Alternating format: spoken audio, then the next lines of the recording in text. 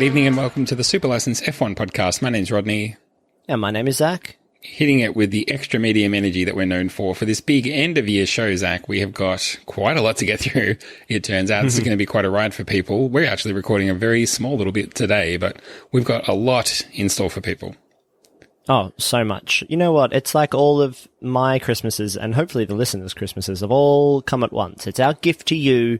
Actually, I looked up at the clock and the calendar there. I'm like, actually, it is really close to Christmas. I'm not sure we usually do that shows kind of this close to Christmas. But I'm glad to be doing it. And if it's not Christmas for people, happy holidays and just have a happy new year and a nice little break as well because, woof, what a year. But it's been so nice to do, what did you say we did? Like 30 million episodes? This is 38. This is episode 38 for the year. 38 million. Stupid. That's Very a good. stupid number. What have we got planned? What's in the bumper end of season episode?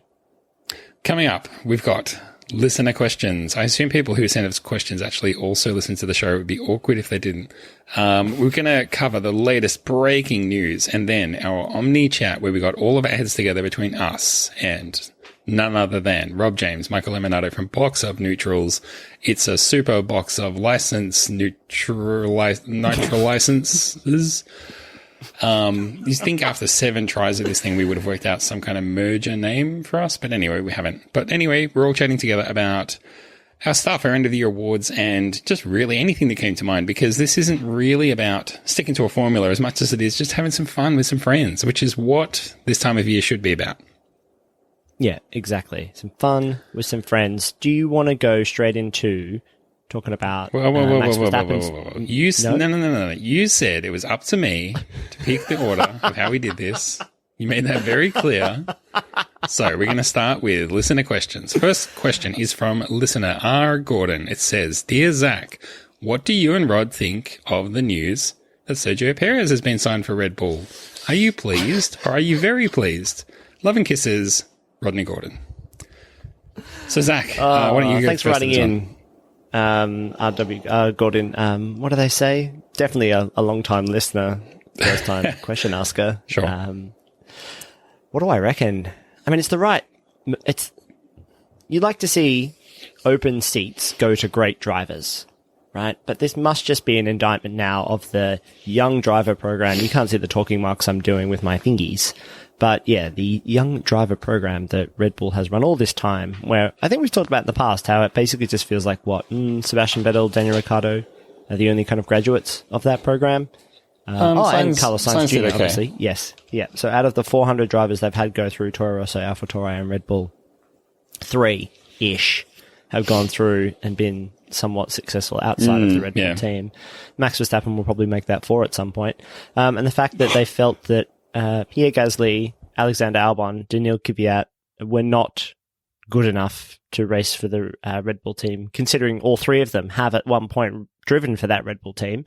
They just went, you know what? Fuck it. Let's go get Sergio Perez and his sponsor money. Maybe they don't have to pay him very much. I don't know. Maybe it's just a 1-year contract, right? Yeah. So it sets them up really well to be like, we've changed our mind. We actually do want Gasly or Tsunoda to go up from AlphaTauri into Red Bull. It also suits them very well that if the, I don't know. I guess if the driver market is completely thrown on its head, they've left themselves open to snatch anyone who might be available. So I think they've set themselves up pretty well with a 1-year deal, and I wonder if part of that is to make Albon feel a little bit better about things, because obviously they've left it until a couple of days before Christmas, until the end of the last race to announce it. He had no options of like, maybe I'll go and find a seat somewhere else. They're like, no, but we're not going to announce until it's too late to do that. The only seat that's left is Lewis Hamilton, and I think we all know who's going to be in his seat. It's going to be Mr. Hamilton, comma L. So, the 1 year for Perez, I wonder if that's a little bit of like, we leave the door open to get you back in there, Alex. Oh, we're still pals. Yeah, I think that's probably it. It's always a bit of a shame to see drivers kind of make a start and then it not go the right way after that. We've seen it in lots. We've seen it a lot in this last, in this last decade. I don't know why Pascal Wehrlein's name always comes to mind for me. Whenever I think of drivers who didn't quite make it, it's always Pascal Wehrlein. I don't know, something about his name that I really like. But yeah, I think Alexander Albon should be the one who's feeling the most hard done by, because he doesn't even get to go back to AlphaTauri. He's just like, the musical chairs song has ended. The famous musical chairs song that it's the same song every time we play. Sing us a bit of that song. It's continue to dance around all the chairs until you found the one for you. And they just play that on a loop. And sometimes it stops right there. And everybody knows it's going to stop there. Famously, that's how musical chairs goes. Everybody can know exactly when the music is going to stop so that they can prepare to sit down. In my household, that's how it went, because I wanted to make sure I always won. So I actually sung the song as well. It wasn't the recording that everybody you wrote. I didn't realize you wrote and recorded the song. Yeah. Okay. Anyway. But yeah, poor Alexander Albon.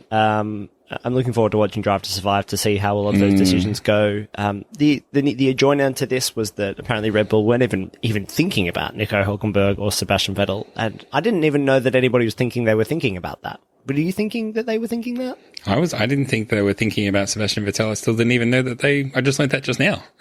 I mean, I'd heard from Hülkenberg that a while ago he was like, yeah, look, all the possibilities, all the conversations I was having, I've been left on red, by everybody. So I assumed Hülkenberg was not really a chance. And then even the words from Perez that he'd been saying, he was kind of talking up 2022. I was like, oh, obviously he's probably in the same boat too. So I wonder how much of a surprise it truly was for him or not. But, yeah, look, I mean, Hülkenberg has an official title for 2021 though, as the sports reserve driver. Yes, the F1's reserve driver. I wonder whether Perez, if you told him at the start of the season, here's how your season's going to go. You are going to be booted out of the team, and then you're going to win a race, and then you're going to get signed by the second best team in the sport right now. I wonder what his reaction would have been. Yeah. I mean, because it's been a bit of a roller coaster, but the last few weeks have gone particularly well for him, you'd have to say. Also, you're going to get COVID. Well, I would have left that out, because if this was the start of the season, he wouldn't have known what it was. It would have been awkward. I guess he would have known. He would have heard of it, but yeah, anyway.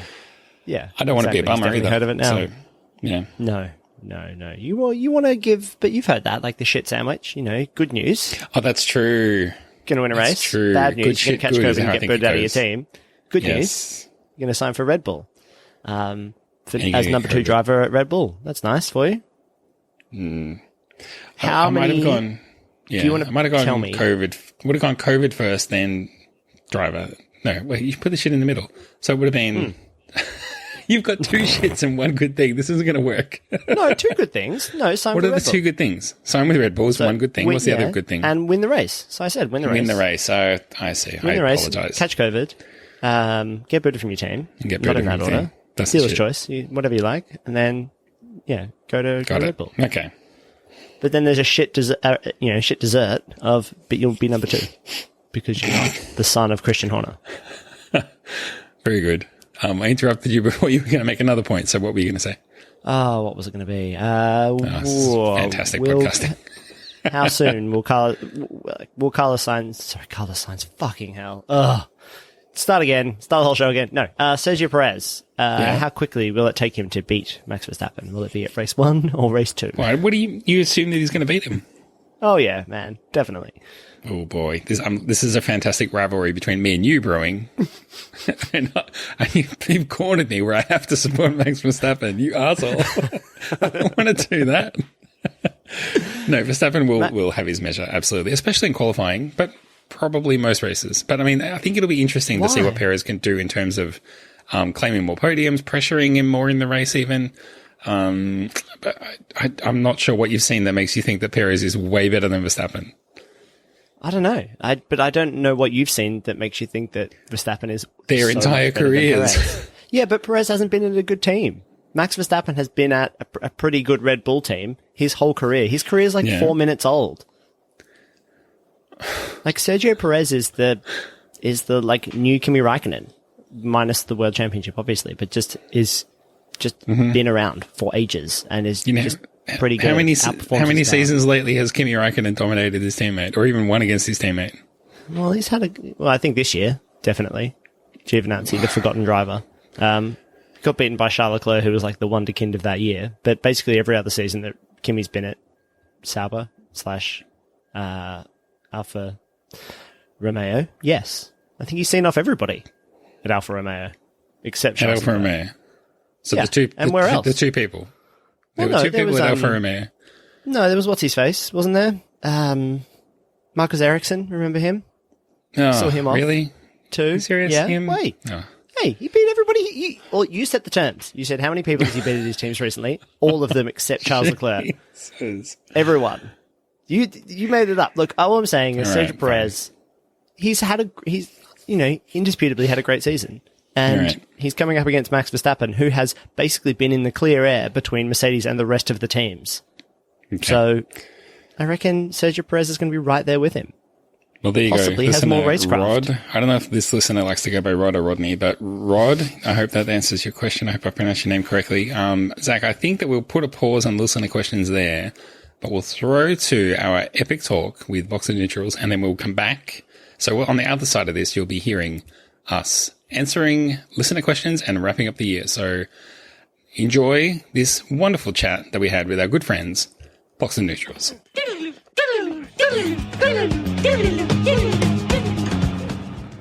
It's the end of the year, the end of a long Formula One season. Well, actually, it was quite short. It just felt long, didn't it? Because we had 3 in a row and they were at pretty crap times. If you were in Australia, this is the Box of Neutral Super License podcast crossover episode. Of course, my name's Michael. Rob James live from a toilet this week. Finally, after all these episodes, people think that I record in a toilet, so I may as well. When in Rome, let it mellow. Somewhere there's a toilet with your footprint on it and the busted Yes. lock. That's all we can say. Somewhere there's a toilet that I've waffle stomped. Oh, Mike, you can't say that. Jeez. And my name's Rod. And my name's Zach, and that's how we always do it here. Rod goes first, and I listen out for my cue. And I've ignored everything that came before it. Zach, you're I'm here, basically but me. I'm not in a toilet. I'm in a beautiful apartment in sunny London. So you're basically opposite Rob, Zach. So Michael does all the heavy lifting and the work, clearly. I just roll in 5 minutes to go, no, I haven't seen the race, mate. I'll bullshit my way through it. Let's see how we go. That's pretty much it. I get, unlike you guys in Down Under, as I think you call it, I get the races at lunchtime. And it's a bloody delight, especially in lockdowns and in COVID times, because it's the one bright spot of the weekend. And really, you don't even notice that fans aren't at Formula One races because you never really noticed them before anyway. It's true. I like that you put on an Australian accent as an Australian to talk about Australia, but that's maybe a subject for another day. It's time, as has become tradition now as well, not only for this crossover in general, but we give out awards on the Box of Neutral Super License podcast. Only 4 awards this year. Everyone can figure out why there are only 4. Talk amongst yourselves about that. But who wants to start? It really shows that we haven't coordinated this in any respect. Yeah, I'll go first because I'll forget. Okay. So mine is, of course, the in tribute to Ben Edwards retiring from Formula One commentary with Channel 4 is of course the moronic award for the most David Croft idea that has come and gone in Formula One. So you know how like Crofty always just goes, you know what? Blue flags. Do we really need them? At Sky F1, give us your thoughts. Oh, what do you mean? That sounds ridiculous. So what's the award? The award, what's the most daft thing, as Zach would say in Merry Old yes. London Town, or the most Checking the dictionary. England. Checks out. daft slash what's an Australian equivalent that doesn't have the C word in it or F word? Drongo. Yeah, what's the most? What's the I know most? you're looking for a reference. There's a Oh, bogan yeah. in this room. What's John? what's an Aussie word for daft? Silly. Oh my god, Is that the silly. best you can Own do? silly. This is a silly podcast. Look, I think we get the picture. I think I So- mean, you know. The award is a dumb thing that was proposed during practice. Do you have a highlight? Well, the blue flag one is flag an one, obvious all right. one, It's but it's a classic. look, it doesn't have to be David Croftism. It could just be anything, just ridiculous that happened in the paddock. A ridiculous idea, a ridiculous pit stop, a ridiculous tweet, anything like that. Well, so what are our nominations then, Rob? I mean, you've brought the award to the table. I mean, I can think of one, which is, of course, the Mercedes pit stop in Sakir that cost George Russell his first victory. You're going to have to come back to me. I only thought of the title. I haven't thought about the body of content inside of it. Okay. Do you want to come back to it? Yes. Do you want to come while you think? Okay, all right. So who wants start to again? Who wants to? Definitely not. No, I like this. No, because Rob's basically setting the tone for the whole show. Because basically by saying, because we will come up with stuff, right? Because this show is always about the stupid and drunk, I think is the word you use. I'm not familiar with that term. Box of Neutrals and Super License, correct me if I'm wrong, is an organic reach. Yes. We're not like...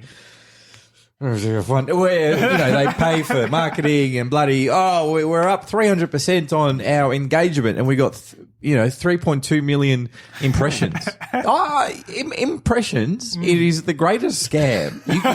You could make so much money off impressions, but it really doesn't convert. You can, we got 3 million impressions. Yeah, you got 23 clicks. Yeah. And that was just the people around the office making sure the links work. I reckon that was celebrating our subscriber base growing in the early days of Super License. It was like, well, we've got 10 subscribers. Well, that's me and Rod and our partners. I followed from 5 accounts. Yeah. But so are we saying we're gonna leave this one open in the air and we'll think of stuff and we'll go, that's a good one for Crofty's tin of silly. Yeah. Yeah, exactly. The Crofty Tin of Silly Award 2020. We'll come up with them as we go. We'll come up with nominees because stupid stuff will come up, as Michael's already suggested with the Mercedes double stacking. Whenever Mercedes try to do anything that is somewhat not conservative, they really struggle. But I'm going to do a normal one, which is my Sorry, I've come up with 4. Okay. All I needed was a couple of minutes. I'm coming back to you, mate. There's no way. So David Croft memorial ideas of daft and silliness. Yep. 1. Not dead. The Mercedes pit stop at the Sakir Grand Prix. Yeah, that's one. That's a given. Yeah. Number 2, the Mugello Grand Prix. In general. Period. Oh, controversial. Number 3, the driver market before the season even started. Okay. Fair. Number 4, Ferrari. Period. Strong field. I don't agree with Mugello, though, because I think Formula One turning up to Mugello, I think, was one of the highlights of the season. Yes, but would we ever do it again? Well, no. It's not on the calendar next Strictly season. speaking, we will never go back to Mugello because it doesn't pay enough. Despite Ferrari having a lot of money, they won't pay for a Grand Prix at Mugello. But I thought it was a great time. But is Ferrari paying for a Grand Prix? Maybe, you know how if you host the Olympics, you get to enter someone in every sport? Because Ferrari are on that downward trajectory, maybe if they host a Grand Prix, they could actually be in one. They have to finish with one car on the podium, no matter where they actually finish. Yeah, exactly. They're automatically in Q3. Yeah, exactly. That would thing. be perfect, actually. Automatically in Q3. Yeah. I think they would get around. No one's going to inspect their cars. There'll be no scrutineering on their cars that weekend. They can kind of do whatever they like. A bit like I thought it was unusual that the 2012 Spanish Grand Prix was sponsored by the Williams Formula One team. I thought that was a bit. Maybe Olaf Moll was onto something there. I mean, Ferrari were woeful. I can only get behind the Mercedes pit stops, though. The others are like, that's their own doing, or it's fine. So yeah, no, it's got to be the pit stop. Surely. You've stolen the thunder of everyone else. You had that as their secret award. As the best pit stop of the year award. Someone's going to email in with a better one. Maybe I'll come up with some supplementary ones later on. It's a rolling award. Yeah, exactly. Rolling award. I'm sure we'll think, because I liked the initial impression, right, that it was that, of course, David Crofty during practice is always like, why do we have blue flags? Or like, why are the pit stops like that? Turn the sprinklers on, reverse the grid. Why can't we? And it's obvious why we can't have jumps in the middle of the straight.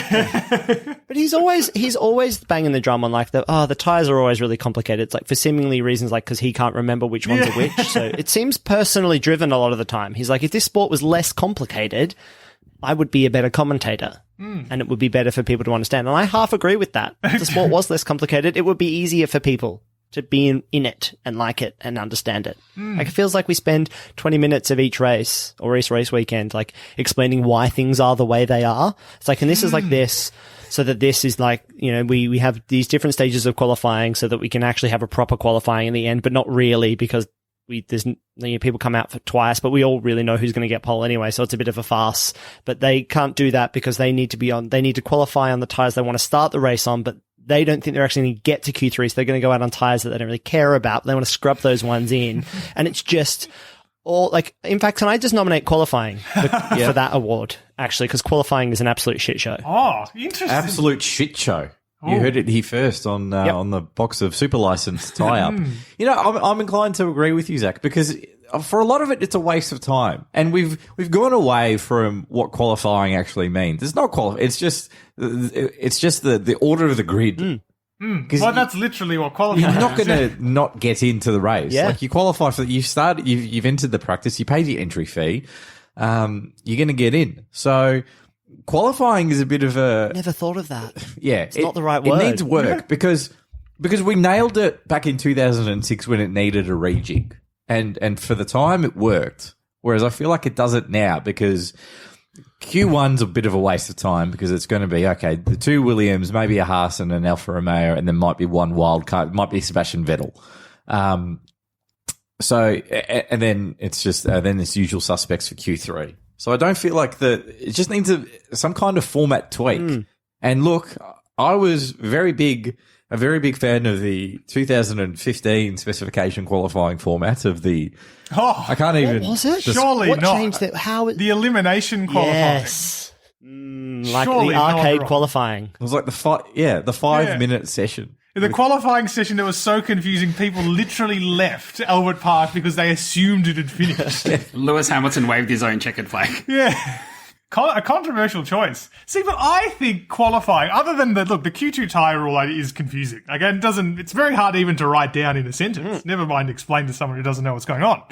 But I think qualifying in general, I think we've actually got quite a good format. Like, I think there's just enough jeopardy that it's not a gimmick. Like, so there's always the risk that at the moment the sport is not competitive enough that you're likely to lose a Mercedes or a Red Bull that isn't Alex Albon. But, you know, as the session goes on, there's enough jeopardy that something can go wrong. It's close enough. You get the right number of opportunities. I think our qualifying format's actually quite good. I don't know if you. I've gone over this before. The only thing we have to change is the driver at risk. I hate that they're calling they call the guy that's safe and they say he's at risk, and he's not at risk. The guy below is at risk. I've done a whole half an hour of this on our show about this. Anyway, I would say It's it should be Q1 and Q2. controversial, There should be. We just need to cut it down from 3 to 2.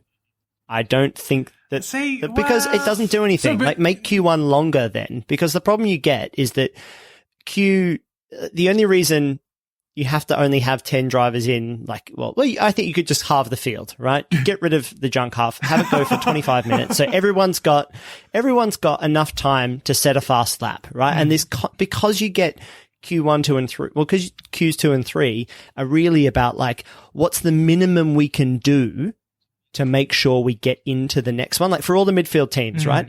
If you are McLaren, if you're Red Bull, McLaren, Renault, even Alpha Tauri, you're working out what you need to do in Q3 to make sure, in Q1 to get through to Q2. That's not like, I'm just going to go out there and set my fastest lap. It's just like, I'm going to get a cider, not do too much on these tires, not push too hard, just enough. So that's a waste of time for basically half the field, because no one's actually pushing really hard. And in Q2 it's the same, because half the field in Q2 are like, 5 drivers easily in there are being like, we're probably not going to make it into Q3. So let's see what we can kind of do here. I think, cut it down to 2 sessions. Forget the tire rule stuff of, like, if you qualify, like, whatever you're qualifying on in Q2 is your race tire. I think that's dumb as well. I think you should just give everybody soft tires. Like, give everybody 3 sets of soft tires for qualifying. Do it in 2 rounds so you got some track clear for the second round and sort it. Done. What if we do a hybrid format where we do have the all-in brawl qualifying Q1 structure, but then the Q1 format's just the top 10 shootout? Because imagine the anticipation that builds up for it. So we do this elimination knockout thing in the first. How long does qualifying go for? An hour. Yeah. First half an hour. For half the weekend, it feels like. No action. Half an hour is mucking around. Then there's a bit of a break, and then it's just a 1-lap shootout. Yeah. Low fuel. The fastest cars ever going even faster. Yeah, and just do them one at a time. Just that's it. Like, just go down, because. I have a lot of conflict. So many thoughts at once. I'm sure this is exactly how it goes down at the World Motorsport Council. It's just exactly. Someone will come up, will go, better accents. Bertrand, that is a stupid idea. That is not happening. I think, what I actually think of when we come to issues like this, whenever there are debates about things like qualifying format is inevitably that all of the problems we have with the formats we have at the moment, I think, and all of the solutions we're coming up with are ways to work around the fact that we already know who's going to get pole. Or rather, we know that there's a group of maybe 3 drivers who are going to get pole. If Formula One were more competitive, I mean, if Formula One were more competitive, it almost wouldn't matter what the format was. But I think the Q3 format would be, or the 3 whatever segment format would be actually very good, because theoretically anyone could go out in the first couple of minutes. So really what we're trying to do in coming up with a format is coming up with ways to get rid of the cars we know that aren't going to get pole as fast as possible, and then just have the pole shootout, which is what we're there for. And it's true. Like, I mean, I can understand why qualifying might look dull now. And it's because we know that Lewis Hamilton's probably going to get pole, and sometimes it'll be Valtteri Bottas. But yeah, I think really it comes down to the idea that we need somehow to make Formula One closer. Yeah, no, I agree. I think that your initial sentiment is spot on, that we are trying to fiddle with things in the hope that would make the sport more competitive. But I'm still unsure about why we need all of the genuine, pole suitors all on the track at once, whinging about like, oh, I got blocked, or who's giving me a tow, or all of this kind of bullshit, when none of that should be about qualifying. As like, you should, if you want to really fuck around with the grid, give everybody 1 lap. Give the top 10 guys 1 lap. And if you fuck it up, sorry, could you imagine how great that will be where we're talking about track limits? It's like, well, sorry, you got your lap time deleted. You're starting 10th. That's just how it goes. It would be interesting. Because then it would actually put some pressure. Because the reason why Mercedes, obviously, Bottas and Hamilton, they do their first lap in Q3 with like, okay, I'm going to go pretty fast, but I know I've got another shot at this. So I'm going to get a really good lap in, like a bit conservative, or they can swap and change, right? They can be like, well, I'm going to push really hard on that first one, and then I can come out later and try to and maybe be conservative if I need to be. But they're just getting 2 bites of the cherry.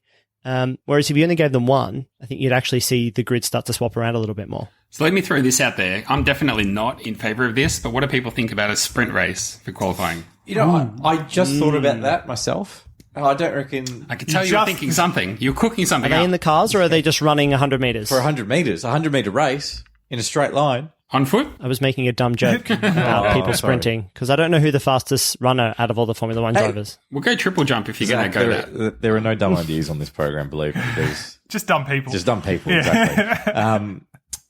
I thought about the race, but it's... I changed my mind about it too much. I don't like to dilute the fact that we already have a race that no one can pass on Sunday anyway. What are you tuning in for when you watch the race? Why not just watch the sprint race? That'll be better. It'll be shorter. It'll be shorter, therefore better. Unless there's like a reserve driver race, then I would quite happily see that. But that ain't ever going to happen. But yeah, I don't know what a qualifying race solves anyway, because then there's going to have to be a qualifying to get into the qualifying race in the first place to work out that grid.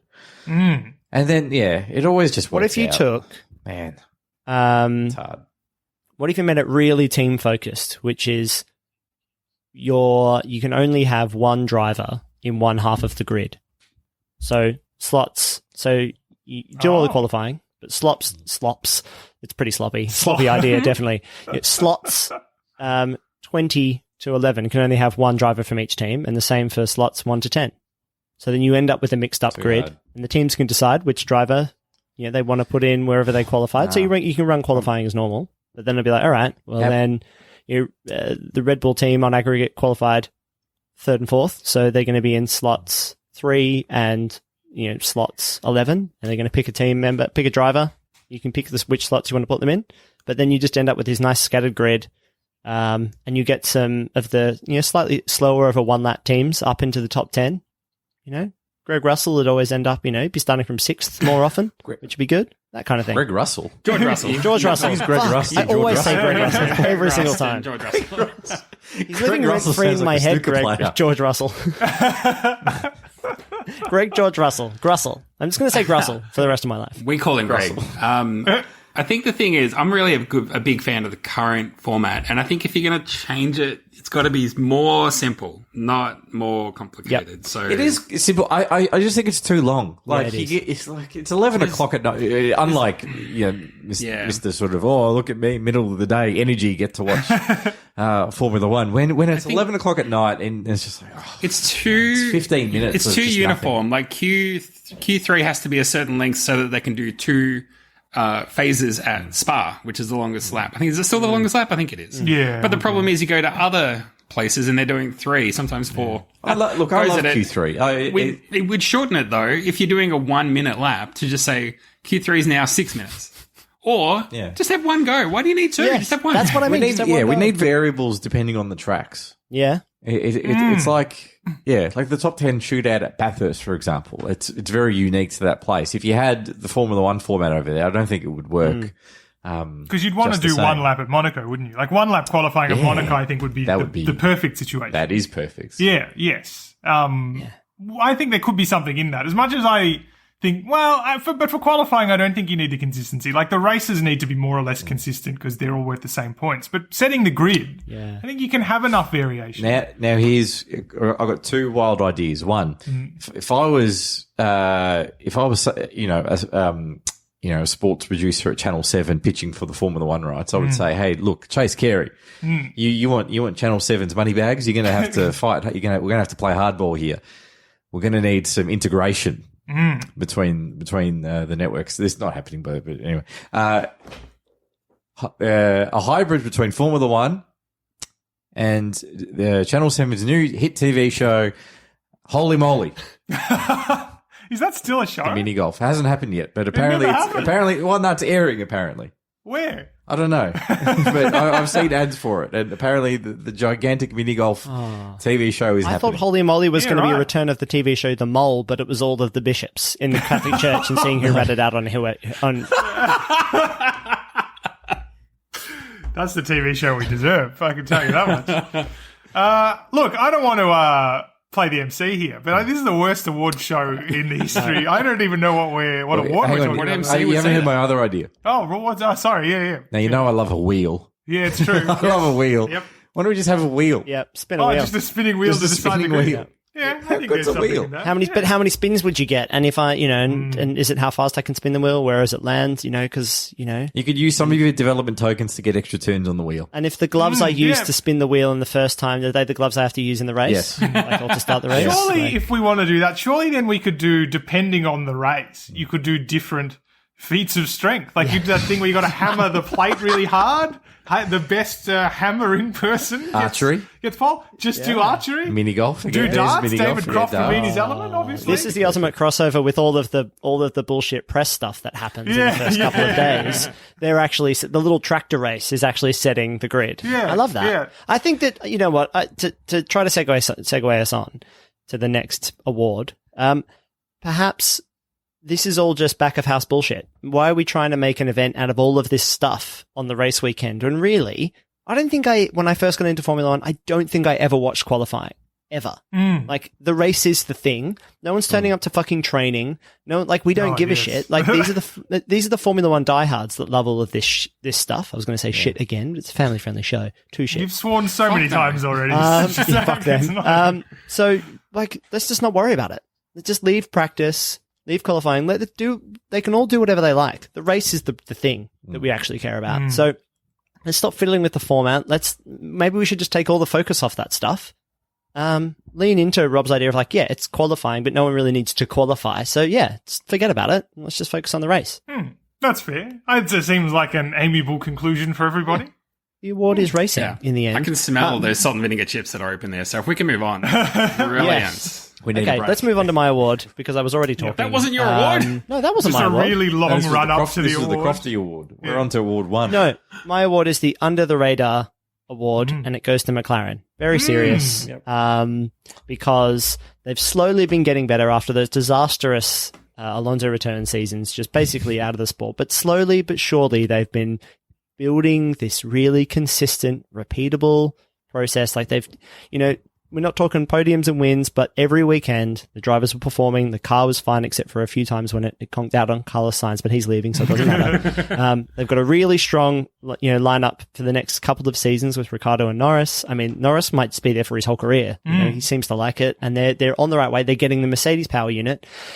They've got their new investment. It's set up quite nicely. It's nice to see a Formula One team just like that. That seems almost wholly focused on it. They're not too concerned about all the branding. I know they do other stuff in the US, but it's just they're building up all the right kinds of momentum. And I think by saying that they've kind of flown under the radar is true. I would say they haven't tried to overextend themselves, and they haven't come into every race being like, we're going to make these big leaps and bounds, or, we're really concerned, anything like that. They've just kind of been around. And maybe that's got something to do with the driver lineup right now, as it was. Maybe they're not, like, other than maybe Norris, they're not like the biggest personalities, but they haven't whinged, they haven't moaned. They've just got through the season and finished third. Like, that's a pretty good achievement. Totally under the radar. McLaren. Yep, I 100% back you there as well. Because we saw how low that team got as well, and it was, it was getting pathetic in some respects. And that mantle belongs to Ferrari this year, who, if McLaren are flying Son's radar, then Ferrari are basically one of those planes that skywrite, saying vote Liberal or will you marry me, that kind of thing. So that's Ferrari in 2020 this year. I reckon another one, well, if you're flying, if McLaren's off the radar, then Honda is technically turning the radar off and parking the plane, technically, at the end of, 2021 or end of next year? End of next year, yeah. Oh, jeez. Honda, for mine. Because, look, to be the only other engine to have won a Grand Prix that wasn't a Renault, it wasn't a Ferrari this year, and to win it 3 times, that's a fairly good achievement for a company that was the famous GP2 engine, butt of every single joke a few years back. That's quite good. Like, there's good synergy in this award then, because this is, of course, their sort of doom, if you like, once upon a time were tied to one another. And yes, McLaren wasn't poor because of Honda, and Honda wasn't necessarily poor because of McLaren either. But their fortunes were so intertwined, and as a result of them splitting, both have become better because they've learned what their problems were. And I think for the same reasons, actually, they would probably, if you could potentially split this award, because McLaren, you're absolutely right, has become such a good team. So ironically, McLaren Honda is ironically, McLaren Honda is the winner. I think because you're right, because McLaren arguably, well, I don't want to say best team of the year, because then you've got to kind of discount Mercedes, don't you? And even most improved, though, right? Yeah, but definitely the third best team. And I know that's obvious because they've won the points, but they weren't the third fastest car. Like, there was a very distinct difference. Racing Point won a race, and you haven't even put them in that league. Yeah, you wouldn't. McLaren did the hard work. They made their own car. So how about this then? Fernando Alonso leaves Ferrari. I know Ferrari are crap now, but after he left, they got quite good. With Carlos Sainz. The Carlos Sainz halo effect. I was going to say the opposite thing, did but that okay. at Renault. Carlos Sainz at Renault, they were sort of on a trajectory. Sort of on a trajectory. Yeah. He goes to McLaren, same sort of thing. I hope he has that sort of, that magic touch over at Maranello. Well, I was going to say, Alonso left Ferrari, they got better. Alonso left McLaren, they got better. He's going back to Renault/Alpine. But look for Renault/Alpine in 5 years, and they'll be 3 years. Mildly concerned how that's going to go down. Yeah. I feel bad for Esteban Ocon, to be honest. Same, that's exactly what I was going to say. It's not going to be good. Esteban. But I do think I feel good for Daniel Ricciardo, because while, Renault has improved a lot this year, and arguably was probably on par in terms of pure pace with McLaren over the course of the season, the McLaren trajectory has overtaken the Renault one. If you just look firstly at the Constructors' Championship finishes, they've certainly overtaken that. And you do feel like there is this greater confidence with McLaren. You feel like they know more than Renault does why they're good as well. I don't know if that's just reading too much into it, but it does feel like McLaren has been building to that, where it feels like Ricciardo's really just been extracting this pace from Renault that even sometimes they're like, well, I don't know why we're this fast. Esteban Ocon certainly doesn't know why we're this fast. So I think that is a great award. The same power unit in both cars makes it a pretty simple comparison too, right? Yeah, that's also really true. The fact that McLaren is beating Renault with its own engines is pretty... I mean, that is damning on Renault. That shouldn't be happening. Damn you, Renault. Good award. Very good award. Rodney, do you want to go next? Oh, yeah? I'll have a crack. My award is they've only gone and done it because I saw this amazing stat that was when Pierre Gasly took that famous victory now in the Italian Grand Prix. Yes, It was the first time that a team that wasn't Red Bull, Mercedes, or Ferrari had won a race since the first race of the 2013 Australian Grand Prix by Kimi Räikkönen. Lotus. Yes, for Lotus. And I double-checked that. I couldn't believe it.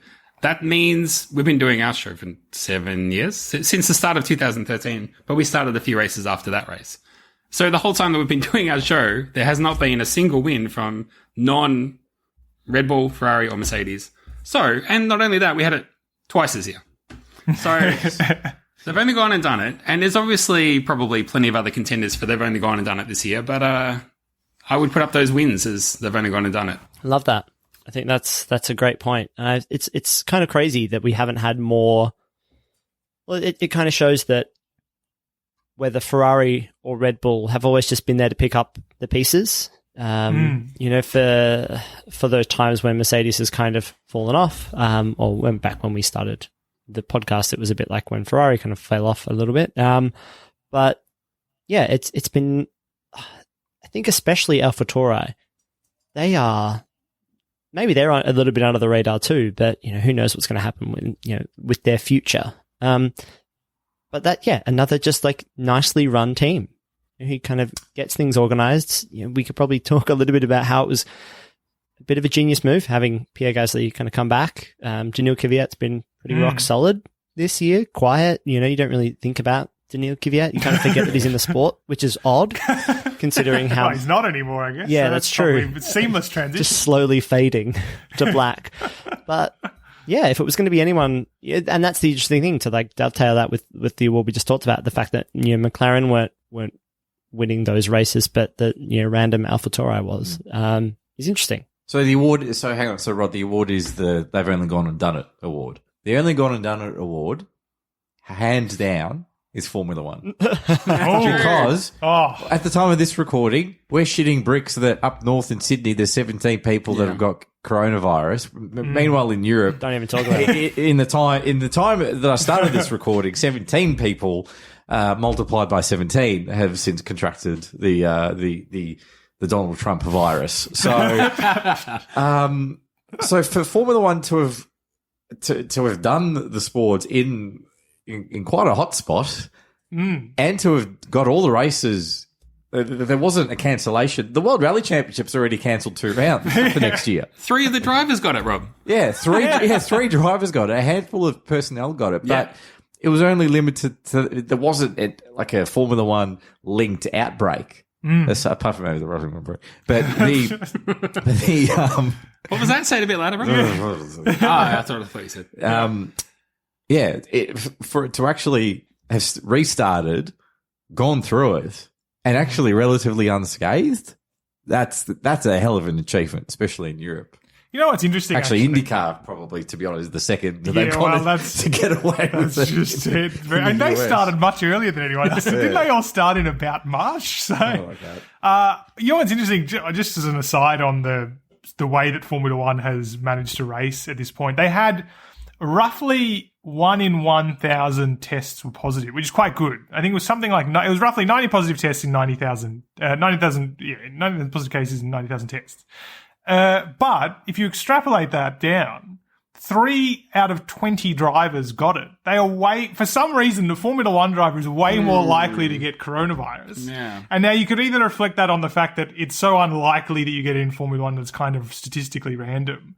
Or, weirdly, the drivers that are supposedly, and I think they are for the most part, maybe not so much earlier in the season based on what we heard, but Lewis Hamilton, for example, really taking care of trying to isolate them. Like, Lewis Hamilton was almost not really interacting with anybody. At least until he secured the championship. Quite possibly. And then all of a sudden, he's hugging everybody. Yeah. I hugged him. It was incredible. A life moment. But the mysterious thing for me is 3 drivers got them, 2 from the same team.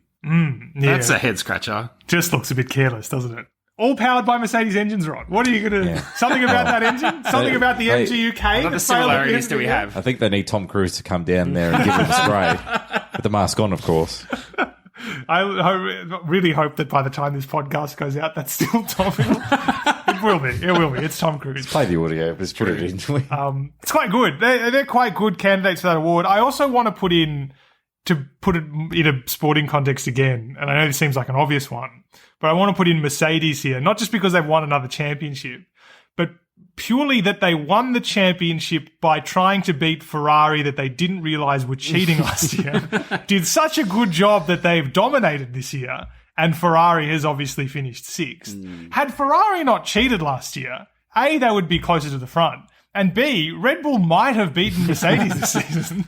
Wow. So they've only gone and done it. I don't know if that's to Ferrari or Mercedes, actually.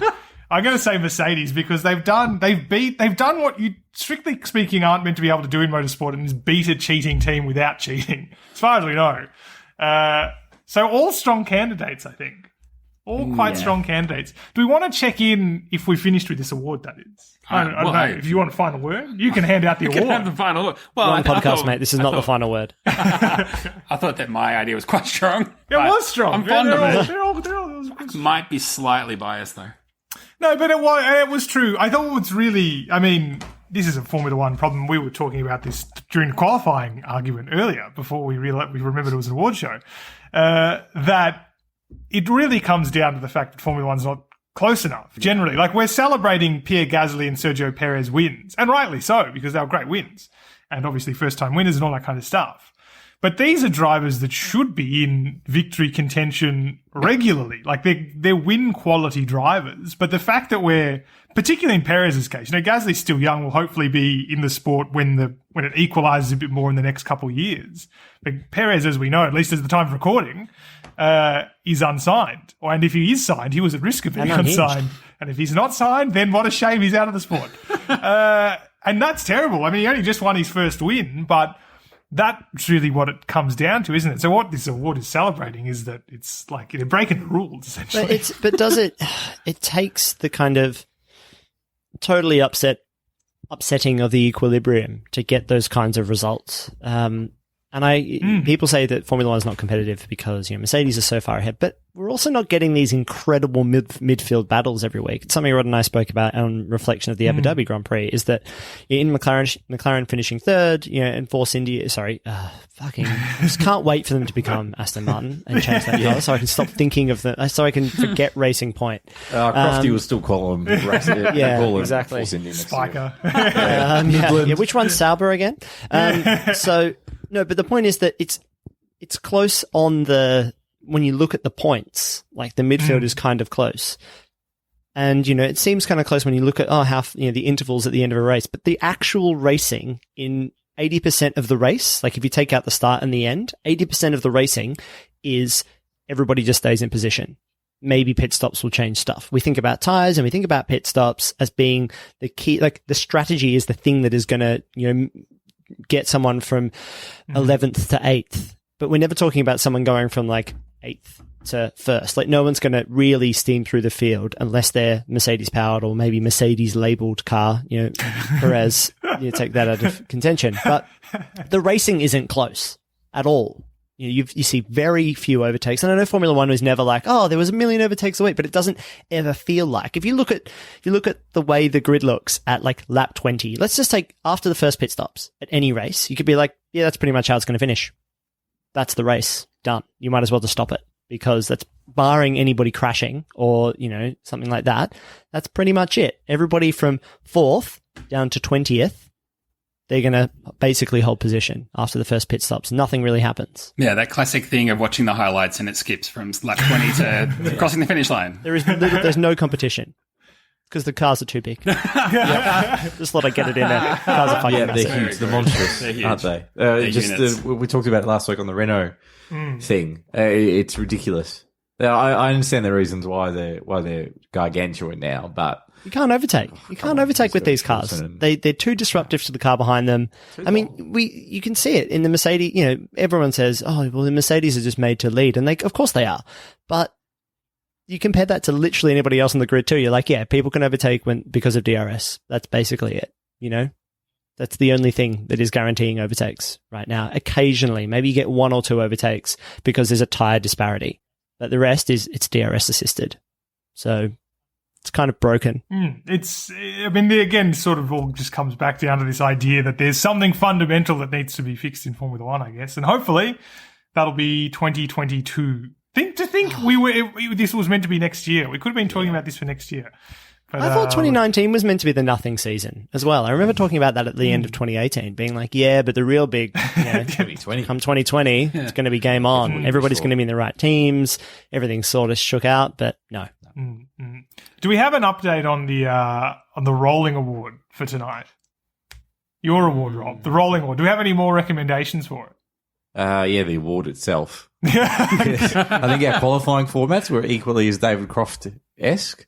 So you can't poo-poo David's ideas because I reckon the ones that we came up with were equally as. If Paul DeResta was here, he would roll his eyes. And he would shut us down. He would absolutely shut us down. What about could we give it to not just Ferrari? No, actually, sorry, not the driver market starting before the season even started.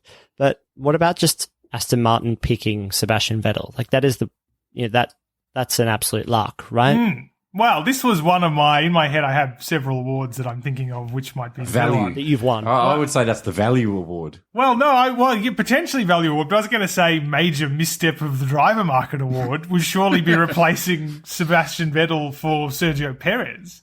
Because, it's not unlike when Sebastian Vettel went to Ferrari. I know he had some good times at Ferrari, but remember they were getting rid of Fernando Alonso, and indisputably their best driver, and replacing them with Sebastian Vettel, who'd just been beaten by Daniel Ricciardo, newcomer to the team in only, his third season in Formula Famously 1. Crap driver, Daniel Ricciardo. Yeah, but Ricciardo should not have beat Sebastian Vettel in that team. Vettel had just won the championship. Ricciardo was still, I think it was his third year, whatever it was, new to that team as well. And smacked him around the place. He went straight to Ferrari where he replaced Fernando Alonso. And I guess in the long run, you'd have to say it wasn't a success because he didn't win a championship. It was his fault that he didn't win a championship, I think it's fair to say as well. I don't know if I want that to be my award. It seems too negative, but it's a contender. It can be the tables award. But absolute missed it. Yeah, what are Aston Martin actually getting out of Sebastian Vettel? Like, is he marketing, I guess. But what marketing? To who? He's not marketing. Yeah. I don't understand. Yeah, it's true, isn't it? You get to say bring? you've got a world champion driver, but I guess anyone who follows the sport enough to know what that means would probably know that he's having a pretty crap time. Yeah. They've got to sell Aston Martins, right? So he can go on the poster in the showroom. Cardboard cutout. But are we maybe writing him off too early? Because we know this year, at least, in terms of how bad it's been this year, is just that he's checked out. Like, we know he's checked out in the same way he probably checked out at Red Bull, except there was way more of a relationship breakdown here. For 6 months, essentially, they told him they were going to renew his contract and then said, actually, we've been talking to Carlos Sainz since December and you're out. I can understand where that's come from. And obviously the car's a bit of a dog as well. Should we expect him to actually be a better driver next year and the driver they kind of need, even if it's still not Perez, who deserves to be there, but a driver worth being there to lead a team as it tries to become a front runner? I don't know. I just don't know if he's got the energy all the time for it because he's done it for so long, and I just feel like there's that Formula One fatigue. And you look at Fernando, you might poo-poo about Fernando Alonso coming back to Renault and what have you, but clearly the time away has refreshed him, and there's very few drivers that get to do that sabbatical and come back, at least in modern Formula One. The truth be told, I don't think he would ever have done it. If it wasn't for literally Dan Ricciardo moving to McLaren, wouldn't have happened. Would not have happened. He would have been doing another Amazon documentary about trying to do the Dakar Rally again. But for Fernando, he's got a whole new appreciation for effectively, his third stint at Renault, remarkably. He's come 100% full circle and back again to the team where it all began. And, despite the fact he's done it a million one times, the fact that he's been away from Formula One for so long, you can't deny the fact that he's enthusiastic about the project and actually is putting in a lot of effort. Like, he's turning up, they're trying to, give Fernando Alonso a fake ID to make him look like he could qualify for a young driver test, So, but but Sebastian hasn't had that break. He's been going non-stop effectively since maybe the end of 2007 on this Formula One merry-go-round. And if you look at the path that, between Hamilton and Vettel, Vettel enjoyed some early success, but the pendulum has stopped swinging. Yeah. Hamilton's has only gotten better. Ugh, I'm depressed.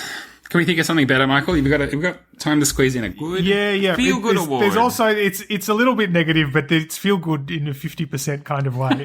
It's the best Mercedes signed driver who's not Lewis Hamilton, and it goes to George Russell. Great Russell, love it. He only had one race, but and I do feel a bit bad because I think Valtteri Bottas is a bit better than he gets credit for, faster than he gets credit for. Obviously not a great racer, but for George Russell to come into that team after virtually no notice and pretty much immediately be on the pace of Valtteri Bottas, missed pole by something like 25,000th of a second, something like that, and should have won that race were it not for a pit stop error and a puncture. Would have won even with the pit stop error, I'm pretty sure, is phenomenal. And that's before you consider the fact he didn't fit in the car. His knuckles were bleeding by the end of the race because he didn't fit in the car. Not to mention that his feet didn't fit properly on the pedals because he didn't fit in the car because it's designed for a guy that was 30 centimeters shorter or whatever the difference is between him and Hamilton. That is so impressive. And it just really, I understand why he's not going to be in the car next year, of course. And I as well should emphasize that Valtteri Bottas does exactly what he's required there. And he's really quick. Let's not forget his qualifying difference to Hamilton this year was something like 0.08 of a second. So less than a tenth of a second. And Hamilton is the best qualifier in the history of Formula One. So he's clearly a quick guy, but he's not a great racer. We know that. But he does enough to get second in the championship. Yes, he almost got done by Max Verstappen this season, which is really an indictment considering Verstappen had 5 DNFs and was in a Red Bull. But George Russell, clearly, it's been said heaps of times, if there were doubts about him, then there should be none now. But it's more than that, is if anyone thought that he wasn't going to be a world championship caliber driver, there are absolutely no doubts about that now, because that one weekend performance was so impressive. And it's such a shame. While it's great that Hamilton's such a shame that he could not race in Abu Dhabi, because I'm sure it would have been even better. Yeah, I did like how Lewis said, the car wasn't in the... It's like loaning your car to your mates. It's just like there's salt and vinegar chip wrappers everywhere. It smells like KFC in here. There's coffee. There's lots of water bottles sitting in the back. What's this tennis ball doing here? A towel? Why are you driving with towels in the front seat? It's ridiculous. Why did you wear all my shoes? It's rude. But... I've always been on the pro George Russell bandwagon for a while now. So it's just like you now have to seem like you have to qualify that statement, because you don't want to be seen as a George Russell bandwagoner after Sakir, because clearly there was a lot of hype around him. But it was just, I don't know, there's just something about his intensity to, it just looked like he belonged. I can't describe it to you. It's just a feeling. And how often is Robster Dramas rice? So bloody rice over the years. I've got a good feeling about this one. It takes a lot of focus to maximize an F1 weekend. And it's really, I think what we're seeing with Bottas is the lack of focus across every single weekend, week in, week out. But George had that 2 years of pent-up anticipation. Yeah. And he was able to... I'm sure he didn't sleep. I'm sure he just stood completely bolt upright, every single muscle in his body tense for about the whole 72 hours of that weekend. You know what it is as well? It's also going into that team with wide-eyed enthusiasm. And I guess maybe a lack of cynicism, because I feel like that's what's holding Valtteri Bottas down. It's a bit like Mark Webber at Red Bull back in the day. When Webber said after he... in his retirement season, he got on the Terps after Singapore with Rosberg and Alonso, and then he put the car, he somehow fluked a pole position at Japan. He's like, if only I just relaxed a little bit more, maybe I would have had more poles and race wins. Because, when he was relaxed, it came easier to him. Whereas, if Bottas is just trying to do the fuck you sort of thing to everything and everyone trying to prove a point, it's just like, mate, you don't have to prove a point. You're a Mercedes driver. Like, they signed you in advance. You got the seat for next year. Just drive. Just do it. And I don't know. Whereas Jaws just went in, no, I'll have a crack. No pressure. Just have a crack is the theme of the show, I think. Yeah, he found himself in that position and he was comfortable with it. It's just I think Russell knew that he was better, though. Mm. I think Russell thinks that he's better than Bottas. I think half the field thinks they're better than Bottas. Yep. I think that Bottas is kind of crushed under that weight of like, I'm a number 2 driver. Like, that's how everyone will remember. But that's easy. You go, I may not believe I'm as good as Hamilton, but I know I'm better than Bottas. That's a nice little space to slot into. Anyone could be a number 2 driver at Mercedes, but you almost feel like what would happen if you paired Hamilton and Russell together? Because it would just almost be that, just thinking about the Alonso Hamilton tie-up in 07. Like, we didn't see that one coming, and that was a volatile mixture of that's magnesium and water together right there and fire.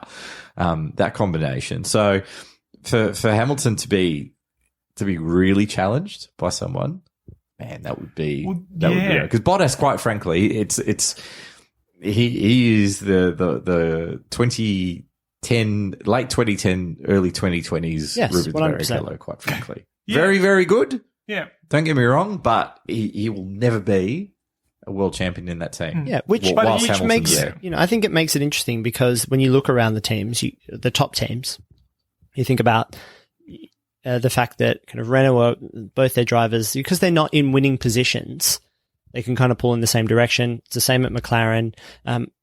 Red Bull doesn't have that. They have to have the 1 and 2 because they're pushing. It seems like any team has to have any team that wants to win this championship or win races has to have that number 1 driver, number 2 driver. So where does that leave Ferrari? Because they don't have a clear 1 and 2 at all. Carlos Sainz is probably coming into the team thinking he's the number 1 because he's like, well, you picked me. Like, I wasn't part of your program. I'm the most talented driver on the grid. I'm coming in to replace a world champion, all that kind of stuff. Where Charles Leclerc, probably he thinks he's going to slot straight into that number 1 role because he's like, I know the team really well. They fucking love me. They chose to keep me. They brought me up a little earlier than maybe they expected. Instead of them going with Ricardo or somebody else, even Carlos Sainz early, they picked me because I'm the most talented young driver on this grid. And I've proved it against a world champion. So surely that's just a recipe for disaster at Ferrari because they can't handle 1 good driver, let alone 2. That dynamic will be interesting because that does change. Because Charles was he came in as a second fiddle to Sebastian Vettel, and the dynamic shifted very rapidly. And he was, his peacock feathers were out, and he's like, "Look at me, how bloody good am I?" Now, just so rascally good looking. Yeah, so Carlos Sainz goes in, equally good looking. He comes in and that could change things. Just the balance, the shit. It's like any sporting team. If that chemistry, you just change one little bit into it, it is amazing how quickly you can. As soon as Daniel Kvyat and Daniel Ricciardo were paired together at Red Bull, they stopped winning. They just stopped winning in 2015 that season. I know there's a bit more to it than that, but it would be interesting to see how his psychology changes, is my point. Yeah. At that team. I think that because the Sainz and Leclerc situation will be really interesting because maybe there'll be an advantage, at least initially, because Ferrari is still building up. Yeah. And there's obviously less pressure when that happens. Like Leclerc and Vettel, okay, Leclerc was smashing Vettel this year, but there was no tension there as well because there was not really anything on the line. Whereas towards the end of last year, of course, they were trying to win races and assert dominance, and there was something on the line there. I think that's why, to come back to Mercedes, the timing of George Russell's arrival is going to be so crucial and it's got to be at a point where sort of Hamilton, you need to know that Hamilton's in his last 2 years, I think, because then you can have Russell essentially as the apprentice. He's going to win some races, probably beat Hamilton a couple of times, but not so comprehensively that you'll create a bad situation and one of them will have to leave. Because then the last thing you want is Hamilton then turn around and say, I'm staying because it's my team. But I think there's something so interesting in that, in the timing of that. Because we know that's going to be George Russell's team at some point. That's exactly the whole reason that he's going there. And he knows that. And you could even hear that on the team radio warming down. He corrected himself, when the team was apologizing for the pit stop error and all that kind of stuff. And he said, we will get this chance again. And then corrected himself and said, I hope we get this chance again. Because he already knows what the plan is here. And it's just about timing. And I think the other critical thing in that is that you're absolutely right, Rob, to say how interesting it would be to see Hamilton up against someone in his own team again at his level. We know Rosberg didn't go well, and he wasn't quite at his level, but was at times. But while I think Hamilton is really complete now, certainly compared to when he started in Formula One, for me, that's still this little question mark. Yeah. Is what it's like to have someone else in the team that's competitive. And I know not every great driver even has to have that, but I'll never forget, was it last year? I mean, I feel like every year Bottas starts kind of well. Yeah. But I think it was last year when Bottas won a couple at the start. He had the championship lead, and we got to Baku, and Lewis Hamilton started talking not about Valtteri Bottas, but about his teammate. Yeah. He refused to say his name. And that to me is sort of like, what does happen if your teammate actually gets a role here? Like, what Lewis Hamilton will we see? Because all it's really taken for him is to come out, blitz him once, and it's all over. Yeah. But what if it takes more than one race? And I think that's just going to be really interesting. So the timing of that transition is going to be so key if Mercedes wants to stay a really harmonious team. But they can't just wait on Lewis Hamilton, though. You know, I think you're spot on. It's like, well, 1 or 2. I would probably say it probably doesn't need to be 2 seasons of Hamilton and Russell. I mean, Russell, I think, proved that he could walk into that team and start winning races if the car has that level of dominance that it still has. So maybe 1 season of overlap. But I know that Lewis would hate to lose that season as well, because then that question just hangs over forever. It's like the opposite of the Rosberg thing. Rosberg wins it and then leaves, and he never gets to answer that question. He never gets to fight it back. So if, let's say, Russell beats Lewis in his last season, Hamilton never gets the right of response.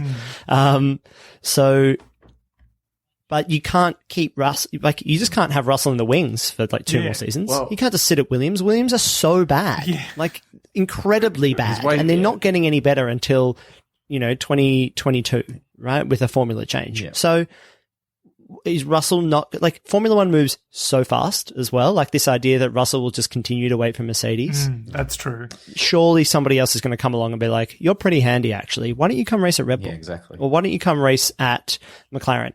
Maybe, let's say, Lando Norris goes somewhere else. McLaren could be like, well, we're just around the corner from you, mate. Why don't you just come pop in here, actually? Like, we're right. Like, what a great story that could be. We've got Mercedes-powered engines. It might be in Mercedes' favor to put him in there. Like, George Russell has had unlucky timing the first time he came into Formula One, a little too early to a team that was on the downward spiral, I suppose. And now he just is expected to wait at Williams for Lewis Hamilton to leave the sport? Or is it more likely that Bottas has been promised his 1 season, he'll get it, and formula change, Bottas is shipped out, and George Russell is in for 2022. It'll be of bolted on. And then maybe they've had that conversation with him already. I think that's right. I think that's what will happen. I think 2022 will happen, because I think Hamilton will probably sign a 3-year deal, and then so he'll have 1 year with Bottas, 2 with Russell, and then, he could choose to stay on, but it'll really be up to him to decide whether or not he wants to stay on to what will become Russell's team. Hang on, so 3 years. So that's... Yeah. I mean, I would guess he's going to sign 3 years. Oh, as in what the contract is. He'll be 55. So hang on. That takes him to potentially... You reckon he'll do 10? Because I reckon he'll tap out at the end of next year if he does 8. If he does the 8... I would also believe that, weirdly. Because Robster Dramas reckons that that title number 8, that'll be it. Title 8, 100 wins. Pack her up. Yeah, pack her Kerry up. Packer up. I've had a good run. Well, and Bottas gets to become number 1 driver, or Bottas is number 2 to a new guy? Yeah, he'll be number 2 to a new guy. But then, no. No, it'll be Bottas. By circle, I mean straight line. Now, Bottas goes to Aston Martin, and yeah. Well, I guess that wraps up the awards. I mean, we more or less gave away Rob's award, the ongoing award, to ourselves. That's all right. We've never given an award to ourselves. Every good award show ends with a song. So what have you guys prepared? No, I got nothing. Yeah, we're all looking at each other. Yeah, no. But look, good awards. I think we need something from the we can Lando sing the Norris F1 collection. theme. Yeah. Da, da, da, da, da, da, da, da. You know the words. I only accept the recorder version. This whole suburb is lit up in song. No, we need to do that farcical. What was when I was the ITV version though, where everyone does the stupid. Oh yeah, God, no! Don't look at that. Don't look that up. Good award season and decent Formula One season, considering we didn't have one for 6 months. It was all right. It all came together pretty well in the end, so that was pretty good. Yeah, I think I said we would get maybe 8 races, at most, and we got 17. Yeah. We really squeezed them in there, didn't we? Absolutely remarkable. I mean, all seriousness, to go back to they've only gone and done it. To do all of those races I didn't think we were going to get all 17. I thought that was the upper. their optimistic target, but good on everyone for getting it done. Just maybe, but they got it done. Yeah, the fixture floated a little bit. I mean, we didn't go to the Americas, and probably for the best. Probably the best. Will we next year? Who knows? Next year. Tell you, we went to some nice tracks though. You got the Nürburgring back. Magello was nice. Like, it was fun to go to all these random places that all the F1 oldies knew about.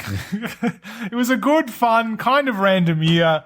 Delivered another Lewis Hamilton championship, but we know we've got to tick them all off so he can finally retire. So the faster we get him out of the way, the better for everybody involved. The curse can be lifted. Yeah, exactly. The curse can be lifted not only on Formula One, but on Mercedes, and we can have George Russell in that car. Although, look, very good driver, nothing against Lewis Hamilton. Guys, pleasure as always to have you on and to have us on your show. Yeah. I assume you podcast them. I mean, I just say we send them out and we go have them separate ways. I just save them onto a USB stick. That's fine. Listen to them as you go to sleep. I would. We recut them and put them out as hit pieces all through the season. Look, let's reconvene next year and hope for a better season.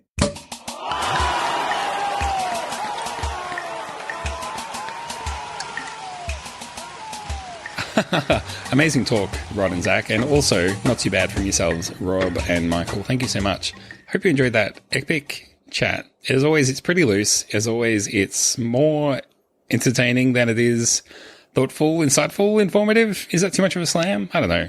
I just feel like the important thing for us is that we have a good time.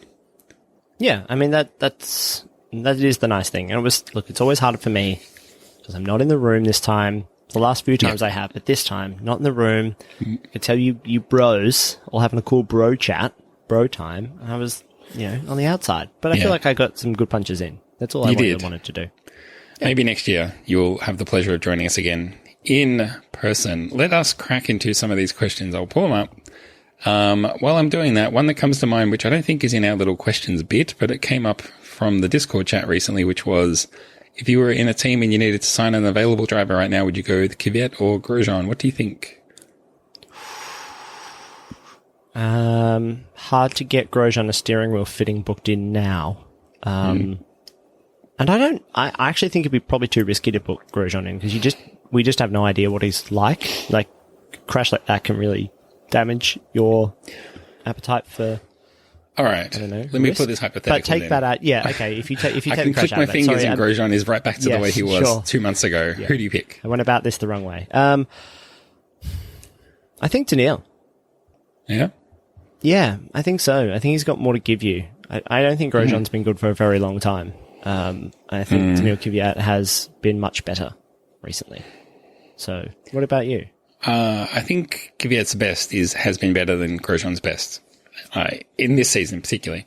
I think I mentioned this when it first came up though. The thing is, I'm not sure what motivates Kvyat. He seems to really dig deep and put in his best when it's already too late and there's no stakes. So I don't know how you get the best out of someone like that when they're like, well, they're only trying when it's already a lost cause. I'm just not sure how you turn that person into someone who can win races or even just drive well. So I don't know.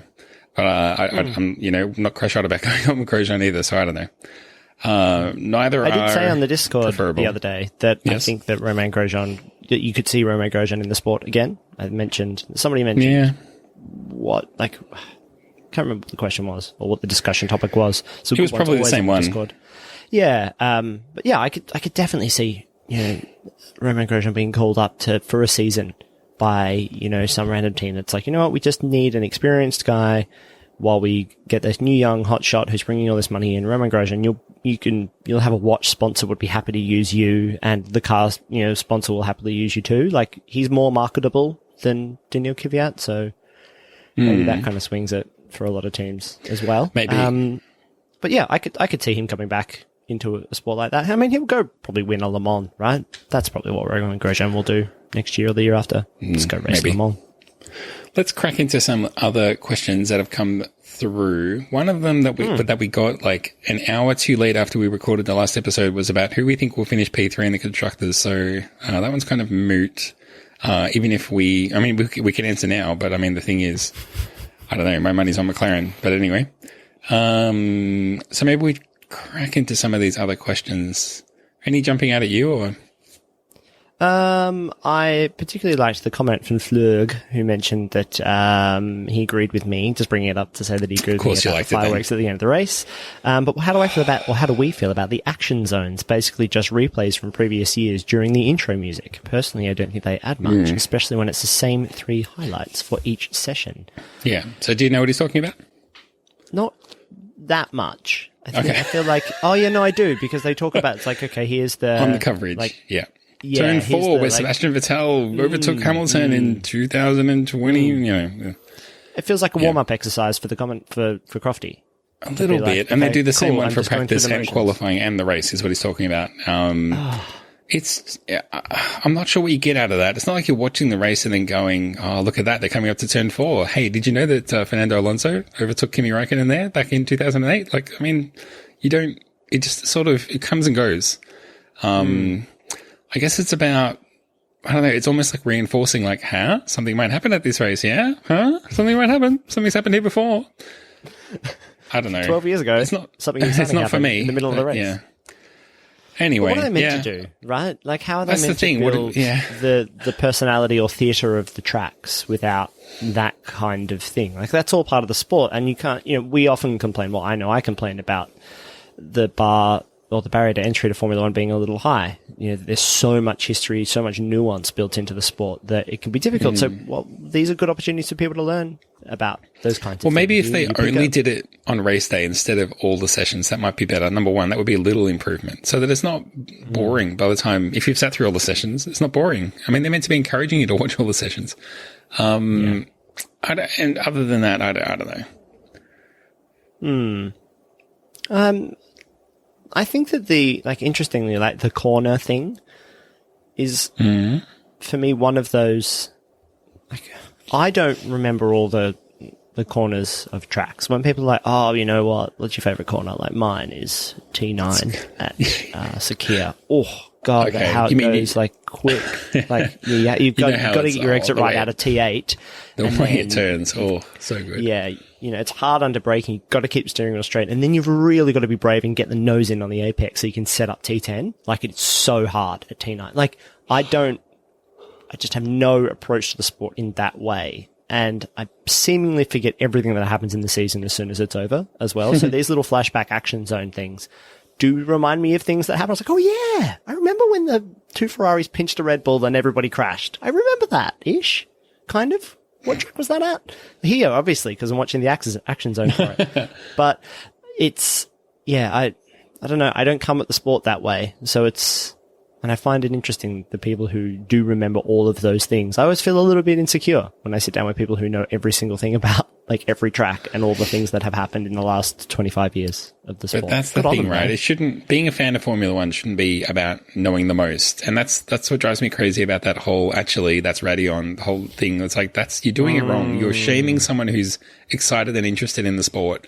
And you're probably not even right when they say that's Eau Rouge and you go, actually, that's Radeon. It's not even right. Most of the time, 9 times out of 10, you're not correct. So just shut up. That kind of gatekeepery stuff is bullshit. I hate it. If you ask me, which no one did. But tell you something that someone did ask, which we should get into, is if all the team principals entered the octagon, who would be the only one to walk out? This is from Xer Brigade. I don't know how you pronounce that. Xer Brigade. All the team principals go in. I guess the octagon is that MMA thing. And who would be the only one to walk out? I assume what they mean is the winner, the guy who dispenses everybody else. Not just someone who walks out. You could see someone like Christian Horner just sort of walking in, doing a 180, walking out. But I don't know. Christian Horner's an interesting one because I could imagine a whole character arc for him, which is that he doesn't want to do that kind of fight, but someone has kidnapped Max Verstappen and said, unless you go in there and win, we are going to upset Max and we're going to make him cry. So, I think you could there's a bit of a, Jacqueline Hart to Christian Horner. Actually, there is a fucking Jacqueline Hyde to Christian Horner, right? It's like, just get out there and do your thing. But also, if you fuck up, I'm going to kill you. No question. So, I think you could make him angry. And he would go insane. Tear his Red Bull top off and go a bit mental. Yeah, interesting. Who are the other team principals? It's a shame that Ron Dennis isn't around anymore because he was always the guy that was everybody in my team will wear their shirt tucked into their belts. There will be no, like, everything will be stiff and straight. And I just kind of imagine, like, if someone laid a finger on him, he would have fucking destroyed them. So it's a shame that he's not around anymore. I feel like a lot of them would kind of fold a bit like a quilt. Zach Brown, he's easy to dispense with. And who else? Vassar, guy, though. he's gone. He'll be like, they'll be sitting in the corner weeping. Bonotto is a bit of an unknown. He's got a good reach. He's got long arms. He'd have could be good scrappy. form, I think, but something. I feel like I don't think he's scrappy. I think he's too you well reckon? put together. Like scrappy person doesn't choose those glasses. Yeah, right. That's fashion. Right. Obviously, Toto is the kind of tank out of everybody, I would say. He's probably in the best physical form if I had to pick anyone. And just huge. God, But Toto can he Wolff, turn yeah. into... Can he go... Does he have a lethal side? Or would he just try and strategize and think his way through the problem and then, boom, someone's decapitated him with a chair or something, folding chair? He's the only the one danger. we've seen any violence from, like the hitting That's down on the exactly table. right. Like, he would just be staring down, Cyril Abitable. All of a sudden, Cyril Abitable turns into a desk. Bang. Wallop. You're gone. Wallop. Whoopah! I imagine it's like a Batman fight scene from the 60s. Yes. Yeah. It is, because it's going live on F1 TV Pro or whatever that's called, so it's going to be... In the chat where this question was posed, you brought up Gunter must be in with a shout. Do you reckon? Do you reckon Gunter Stein is in with a shout? Yeah, I mean, he's pretty... Okay. Maybe he isn't. I mean, he's pretty verbose and pretty, he'd talk a lot of shit, and then probably Toto Wolff would just land a punch on him and say something in German to him after that, and then Gunter would be out. Like, just a bloody nose, and he'd be so, like, flustered and sweary, but that would floor him. Just don't know that anybody with a hunchback is going to take out another 9 guys and then walk out of the octagon. I just don't know. I guess maybe a bit of a follow-on question, a little bit, or inspired by this, is by Scar saying, which F1 driver do you think is the scrappiest driver, and do you think that would equate to a punch-up? I don't really understand the second part, but which F1 driver do you think is the scrappiest driver, and do you think that would equate to a punch-up? Can you make any sense of that?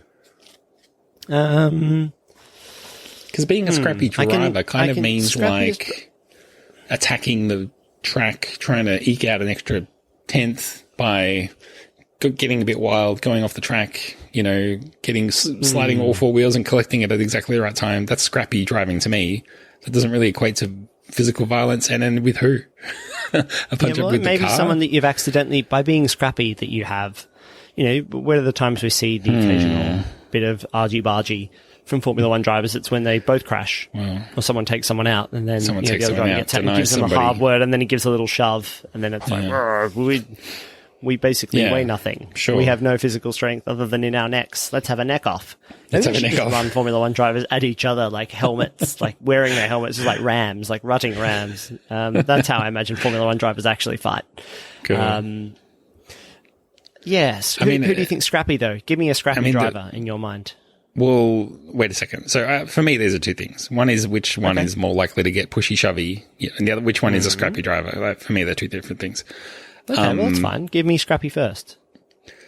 Scooby, give me scrappy. I mean, if it was a few years ago, I would have said Hamilton. But the problem is that he's so good at the moment, he doesn't really need to be scrappy. So maybe him. Who else is scrappy right now? Maybe Leclerc. He he's pretty he doesn't scrappy. mind a scrap. He Gets into himself the in a heap. few scrapes, doesn't he? Yes, he does. Anything to contribute there? Any thoughts? I was going to say Sergio Perez is pretty scrappy. I think he kind of puts himself out there and works quite hard at it, and kind of doesn't make too much of a fuss, kind of gets to work. I always equate that as being a bit scrappy. He's maybe not the most technically gifted driver. I always think this about scrappy sports people, generally, someone who doesn't have, all of the world's best skills, but kind of makes stuff happen. Oh, makes still. up. Yeah, I know what you mean. Makes up for it. Yeah, I think that's pretty scrappy. I was going to say as a counterpoint though that he's so smooth on his tires that suggests he's not so scrappy, at least all the time. Maybe he gets scrappy when he has to. Yeah. So Sebastian then the Vettel's second probably part, scrappy the second these part days. is: do you think it would equate to a punch-ups? I'm just going to interpret this to mean which driver do you think would be first to throw a punch if the circumstances provoked it? It's hard to go past Max Verstappen with his form of laying hands on other drivers. And then the other guy is the guy that I don't really like talking about so much, but obviously Mazepin is like the driver of the day. So there you go. There'd probably be my two ones. Oof. Anyone you'd like Max- to libel yourself against? Well, yeah, Jesus. I think I agree with you on Max Verstappen because I actually think he's the kind of, he's so arrogant is what I'm going to use, that Yeah. he doesn't expect that he would ever get hit, like that someone would ever just punch him in or the nose. even just disrespect him. Yeah. That he has the first shove of a man who's like, don't you know who I am? You know the first John Wick film? I'll get around to seeing it one day. What, you haven't seen the John Wick films? Really? No, don't. Yeah, no. I mean, good. I've heard good things, and I'm keen to No, watch you them one hated day. I Keanu just haven't. Reeves so much. I'll let him know that you don't like him. You probably don't even like him in The Matrix. God. Please don't tell him I don't like him. Because he's so nice. The thing about Keanu Reeves is, remember one time someone was like, "Oh, you're really smart." He was like, "Why would you say that?" And they were like, I don't know. I guess I assumed because of the characters you play in movies that you're not smart." And he kind of just went, "Huh." And I think it was such a good own because it's basically like making the other guy say why he was stupid to think that in the first place, and he doesn't have to say anything, which is extra smart. Yeah. Man, props to that guy. It really is. Yeah. I was going to say one more guy who might throw a punch. Right. Alexander Albon has the feel of a guy who, if you think? got him angry Okay. enough, that he would just be like, you know what, fuck you, and throw a punch. Like, you can only push him so far. You know, you've got that very calm friend who's like, you know, it's fine. And then the smiles turn into like only smiling with your mouth, twitch in like the eye. grimaces. And then, you know, a third factor, you know, a third variable comes in, knocks him off kilter, and then it's like, you know what, fuck this, and it all turns. Flips the maybe table, wouldn't we jumps throw a up, punch? jumps into the air off a chair, and then that gives him his punch extra weight when it lands, smack right across your jaw. That's it, right across the jaw. I feel like I promised the listener that we would talk about this question at the end of the year. Okay. Not this question, Wait. another question, and I'm trying to find it. Here we go. Okay. A question Has that Lance relates Stroll to the year. improved? This is from Selwyn Right, Celine. yes.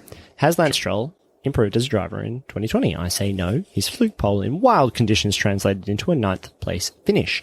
While he's had some bad luck this year with being taken out by other drivers, it's his terrible qualifying that puts him in a position for these incidents. The gap in performance between him and his teammate is really telling. He's not looking good, in my opinion. Rod, give me the Stroll. What's your read?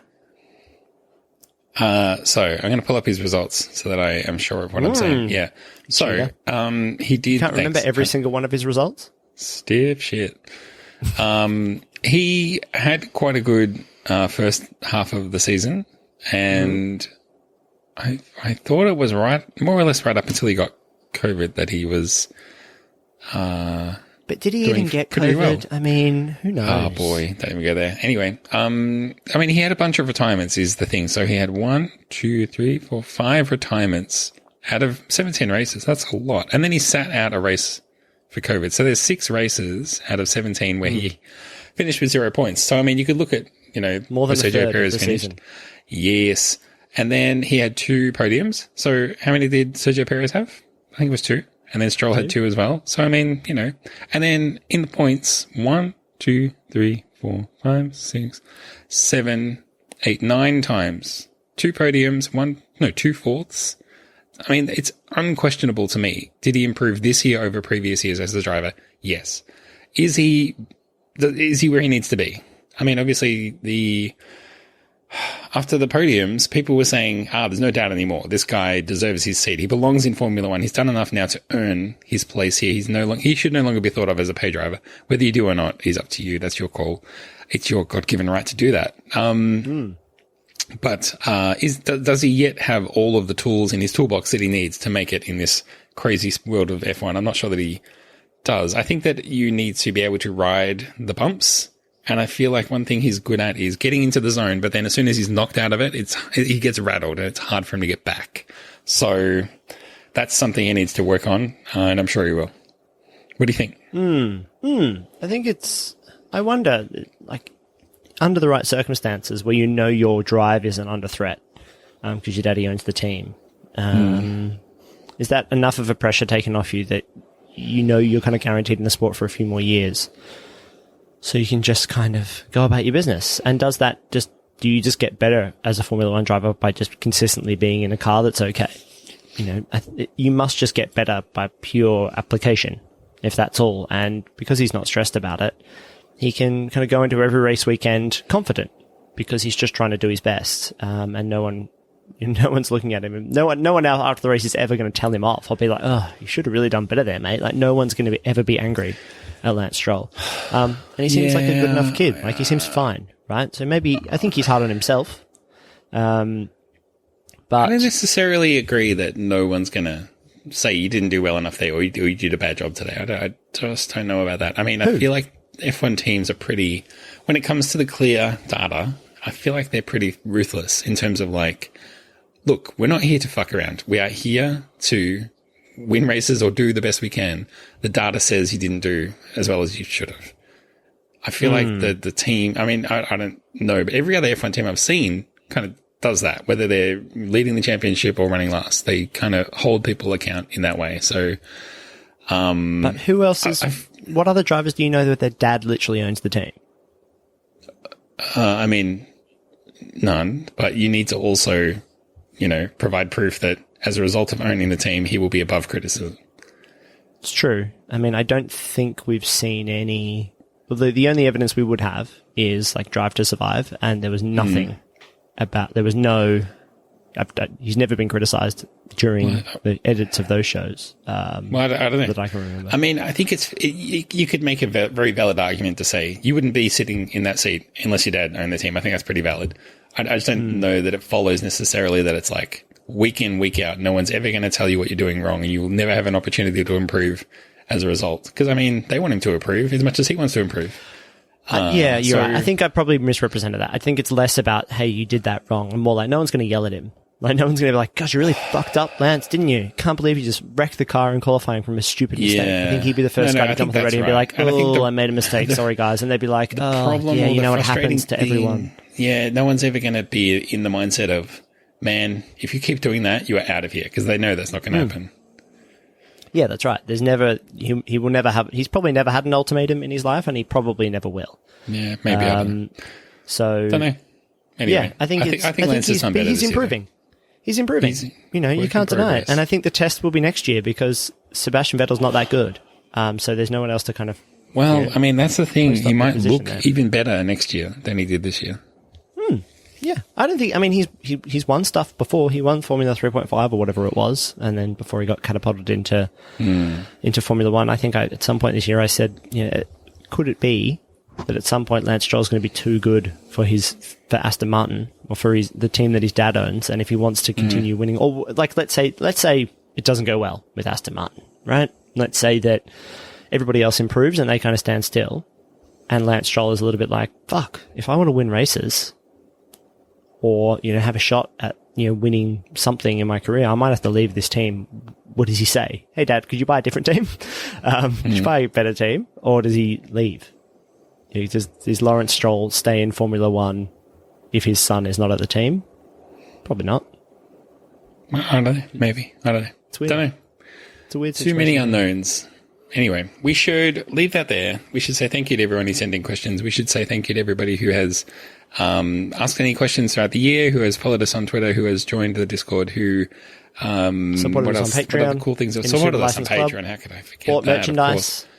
Bought any merch. Thank you so much, you people. You're all keeping the lights on at Super License HQ and stopping us from having to live underneath the overpass. So we adore you all. I love you all personally. I know all of your first and last names and your middle names I'm working on, and your children's names. Most of them are there. You You can quiz me anytime you like if you see me on the street. I love you all. And thanks so much for just being part of the community, being why we do this. Because if there was no community, we would not do this. I think that's pretty safe to say. But feel free, please, though, to send us an email if you're just thinking about F1 over the off-season. And especially a good one to do will be joining the Discord, because there's enough people in there. I think that the chat is just going to tick along during the off-season, I'm sure. Look forward to... but some people are now already saying, I'll probably just switch off and then check back in when Drive to Survive comes out, which is like, if that's what you want to do, that's absolutely cool.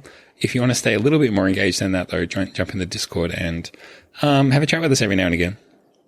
Yeah, we had our first bot join the Discord, offering free hentai for everybody. Look, so now we are a bot-friendly... We're inclusive, is what I'm trying to say. But I did have to ban that person, and we'll take steps to ban all future bots. I thought I was going to be able to ban them, and then you'd already banned them when I went to ban them. I had blocked them, and then I checked later, and I was like, wait a second, blocking does almost nothing, so then I had to kick the person out. Anyway. Kick them. It's, it's fun. These are the things that we're learning, but we're also going to learn how to do good things, not just bad things. Yeah, that's right. True. Obviously, we're going to be trying to keep things, as you said, ticking along in the Discord over the break, but also, some people want to have a little break from Formula One. But I also wanted to thank, just like Rod did, to echo your thoughts, Rod, and thank everybody for what has been an absolutely trying year.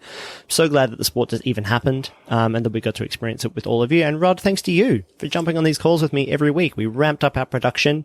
I'm sure you're sick of talking to me. I know it's not, you've got a really busy life, and be able to find the time to prep and organize quizzes and get notes together and watch races at like 2 a.m, and then get on a call with me when I'm like bright and early first thing, like, hey, and you're like, oh God. But it's made it a completely different kind of season for me. So thank you for doing that. Yeah, no, thank you, Betty. It's as always, I couldn't do this by myself, and I'm not the only one making any sacrifices here. So I appreciate you making the time, just putting up with my bullshit, putting up with me whinging about everything. It seems I can find a way to bitch about anything. Having to work around schedules that are more convenient for me than you, even if that's, that's just the way it has to be. But, no, I mean, it takes two to tango, my friend, and the tangoing has been good. Really good tango. Last thing I wanted to say, was, we haven't asked for this for a long time, but I know you're all out there thinking, but what can I get Rod and Zach for Christmas? I would say just a review on your favorite podcast app is always a nice thing to finish off the year. Let us start strongly in the new year with some nice 5-star reviews. If you've got a second to go and do that, that would be really nice. It also lets us know that you're enjoying the show for the people who aren't on the Discord or you aren't on Twitter, whatever it is. A nice little review always perks us up and makes sure that we feel like we're on the right track. If you have any thoughts for what you'd like the show to kind of look like next year, we're always open to those kinds of suggestions too. In whatever channel you'd like to email them to us, jump on the Discord, put them in the ideas and feedback channel, whatever it is, because we're always looking for new ideas and fun things to do. I think that's it. I think that's all I've got to say. Yeah. Right, I'm out. No, I'm out of words for 2020. Oh, tell you what, it's been a year. So we'll be back just as strong, just as present as we have been this year. I guess 23 races. Yes, probably the next main thing that we'll do will be a preseason show for next year. But having said that, we're, this year threw us through a whole bunch of curveballs and we had to adapt and think on our feet and just, make it work. So I don't know if that's going to be true or not, but I assume it will. So feel free to, sit back, disconnect from Formula One for a little while to give yourself that break, because then when we come back, it's going to be fast and furious, and we're going to be straight back into it, and it's going to be another long haul of a year. So, if you need that break, give yourself that break so that you can enjoy next year without burning out. That's what we all want.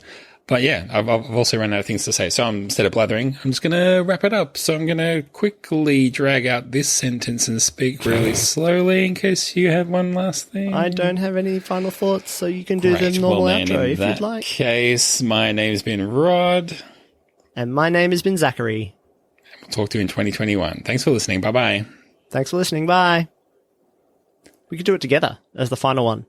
How do we sync it up? I can do it in post, but why don't I count it down? Okay, cool. Okay. 3, 2, 1. Oh yeah, together.